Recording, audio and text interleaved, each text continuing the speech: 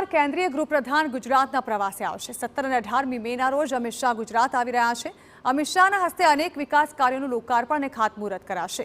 અમદાવાદ તેમજ ગાંધીનગરમાં અનેક વિકાસ કાર્યોની ભેટ આપવામાં આવશે। એએમસીના વિવિધ વિસ્તારના વિકાસલક્ષી પ્રોજેક્ટનું લોકાર્પણ કરવામાં આવશે।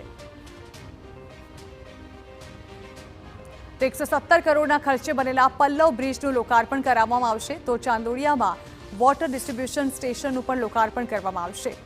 જોધપુર વોર્ડમાં નવા વોટર ડિસ્ટ્રીબ્યુશન સ્ટેશનનું લોકાર્પણ કરાશે। તો આરટીઓ સર્કલ ખાતે 25 લાખના ખર્ચે બનેલા પિંક ટોયલેટનું લોકાર્પણ કરાશે।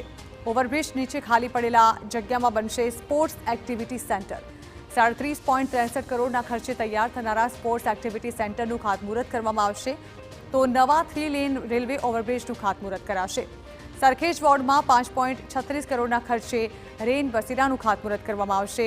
તો સરખેજ વોર્ડમાં 10.29 કરોડના ખર્ચે નવી સ્કૂલનું ખાતમુહૂર્ત કરાશે। ચાંદોડિયામાં મોડર્ન સ્કૂલ બનાવવાના 8.3 કરોડના કામનું પણ ખાતમુહૂર્ત અમિત શાહ કરશે।